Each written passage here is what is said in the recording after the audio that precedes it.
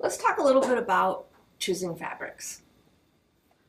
On this little mini for Obsession, I did fussy cut a fair amount.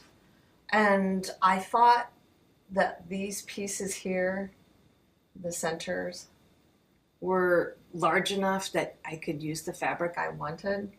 So I did fussy cut those. And this one I didn't, so I was kind of playing with a random image as far as, what does that yield. I also feel like these little shapes around that are kind of tiny and random shaped or unusual, and they don't fussy cut so well.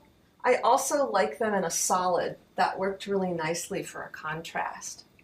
And of course, these diamonds I thought were really great to fussy cut. And then the 8-pointed star, I don't know, I liked the contrast of a solid and a print. This one I did all solids. This one I did all prints. So I was really playing around, and I think at the end of the day you have to find out what works for you. But I kind of like the solid with the print. But you could fussy cut those as well. That would be a fun thing to do. So this was my low volume, and I had a nice contrast. This is a little more scrappy than I normally do. So I got to use a lot of fabrics that I had, and I was just playing around mostly with fussy cutting and shapes. If you are going to fussy cut a lot of your pieces, of course, you're going to need a little bit more fabric, and it depends on the repeat of that particular fabric. So if you really love something, I always say, get a little extra. You won't be sorry.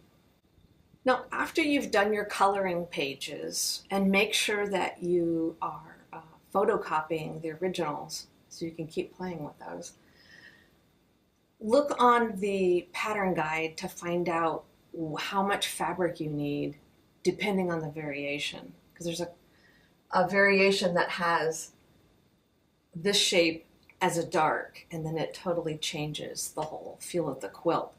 So I like to use the coloring pages to determine roughly what variation I'm going to use. Then it gives me an idea of how much fabric to get.